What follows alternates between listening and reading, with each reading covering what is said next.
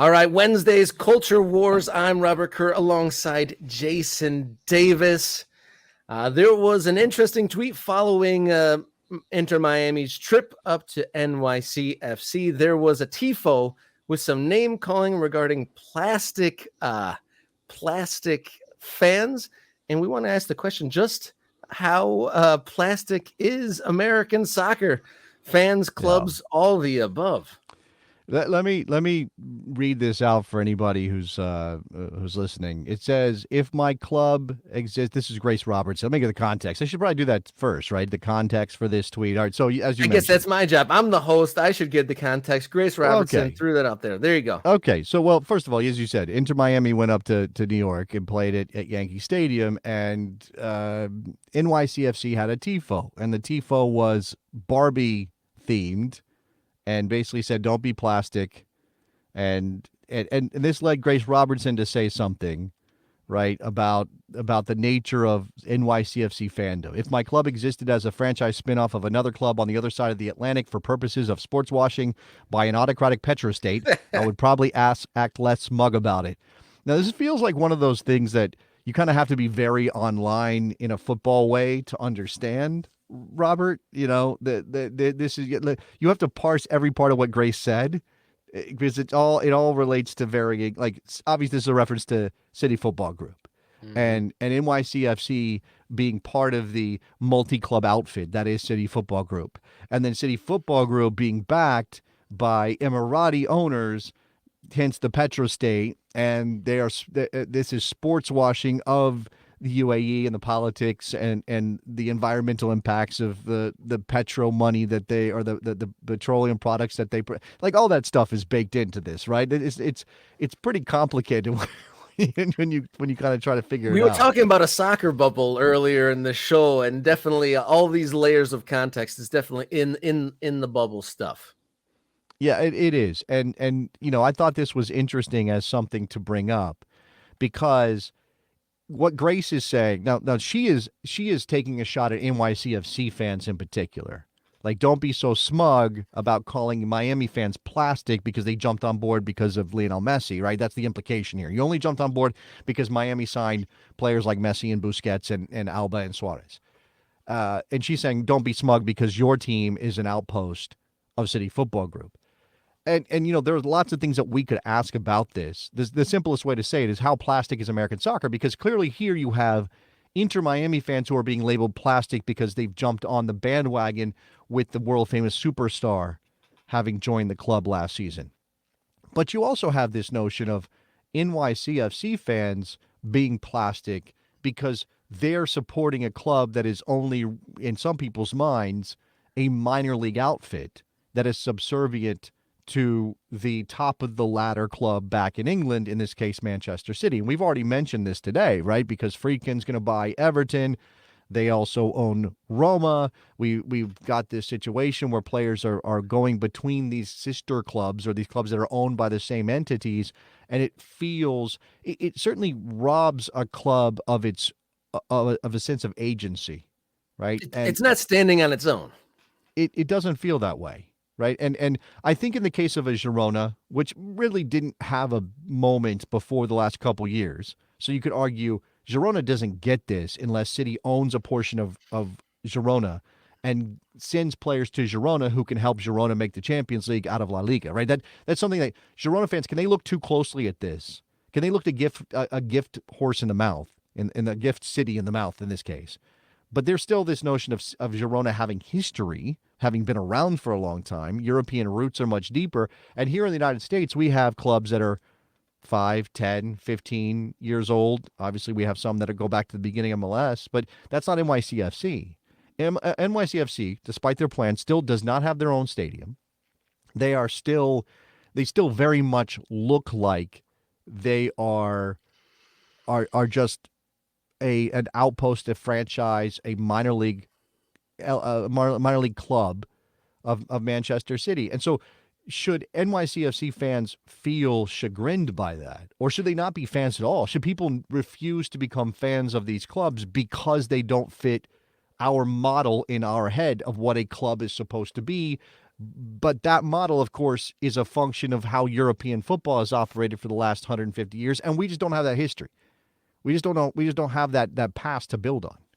NYCFC, the second MLS team in New York, and it's wild that the plastic one is second to the team sponsored by a energy drink manufacturer across town. So that kind of puts a little bit of context to it. Yeah. And in the city group strata, NYCFC would be like double A, single A in the, Right. the echelon if you're talking about it in a minor league parlance.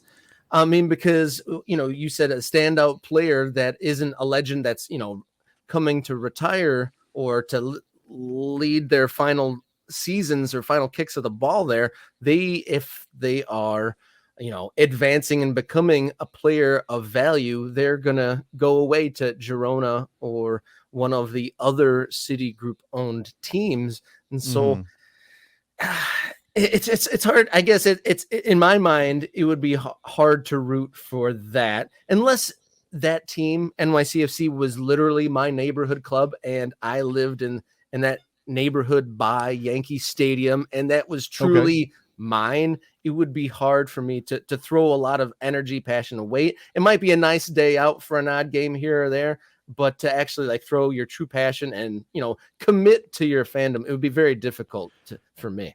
I just don't like this. I don't like this policing that happens. True, And true. Grace Robertson is a soccer person I respect. I mean, followed on Twitter for a long time before I jumped out of Elon Musk's platform a while back. I don't really have an issue with the idea that maybe don't be. I mean, this is somebody judging the behavior of somebody judging the behavior of another set of fans. I mean, we get into layered. this weird layered meta situation. But I generally don't like the policing that we do of ourselves. I don't love that when, especially English football fans, mainly because we can communicate directly without a language barrier. I don't love it when they are laughing at American soccer. I mean, one of my seminal moments as an American soccer writer, journalist, podcaster, whatever, when I had a blog years and years ago, there was this story that an English writer for GQ UK had written about Philadelphia Union fans. And he had followed Union fans on a trip to Columbus. And the piece was rife with derision. It was just a hit piece about how plastic and ridiculous these Union fans were for basically cosplaying as English football fans. And I think maybe even the idea was they were cosplaying as hooligans, right? They were wearing Doc Martens. They were doing things that felt like they were just copycatting what they thought an English football fan was supposed to look like from Green Street Hooligans or whatever. And I understand that people can be ridiculous, and there's definitely a line, and hey, maybe don't put on a fake accent when you're supporting your soccer team so you can. I mean, there's obviously like stuff that goes beyond the pale. But in general, I responded to this piece. Like I wrote my own response on my blog, which then GQ UK picked up and ran as a rebuttal on their website, because I was like, wait a second, how are we supposed to do this? Like, how is American soccer supposed to do this? We don't have the opportunity anymore, the way that the English did, that the Italians did, the South Americans did, to incubate our culture without constantly being bombarded by judgment and influence from other older soccer cultures, right? We just didn't have, because American soccer didn't really catch on here, because we're Americans and we're exceptionalist and we had baseball and football and other things that we cared about more. We didn't do that thing of building our own soccer culture. And then we kind of, when the world got smaller and everybody was able to look at everybody else directly, feel like, oh, well, we developed our culture and it's cool. We don't have to be like the English. We don't have to be like the Italians. We don't have to be like the Germans. We can be ourselves. No, we're constantly worried that we're not doing it right, because all of this has happened in the last 30 years when the world has gotten so much smaller. Right? And everybody's constantly telling you you're doing it wrong. But we have to start from somewhere. And we can't not be subject to those influences. It's impossible for American soccer fans, whatever your background, not to be influenced by a soccer culture abroad. It is impossible. So how are we supposed to go with this? How are we supposed to do this? Are we saying that NYCFC fans shouldn't support their club because it's a minor league outpost? Are we saying that Miami fans shouldn't support Miami because Messi just showed up, and if you decided to like them now, that somehow feels fake? Are we going to say NYCFC fans, as we had in the chat, are wrong because they weren't supporting the Red Bulls before NYCFC showed up? I mean, to get too judgy about that is to miss the point that we're trying to grow this game. And we have to stop being so concerned about how we're doing it. And I do think we need to trust ourselves, which we don't know how to do. Yeah, it's hard. I mean, at the same time, the English like to deride, and they are a little bit, they'd rather take the negative slant, especially in the written word. The press over there is just absolutely, they will jump on anything, and any Sure. time that they have the opportunity to look down at Americans, they will take full advantage of that, and they will put some blinders on to their own shortcomings. Sure. And so, we're an easy target. And it's funny, it's also American sensibility. I don't think there's too many Americans gatekeeping how the Japanese do their baseball culture either. No, we don't. But that's because we don't see them as a threat.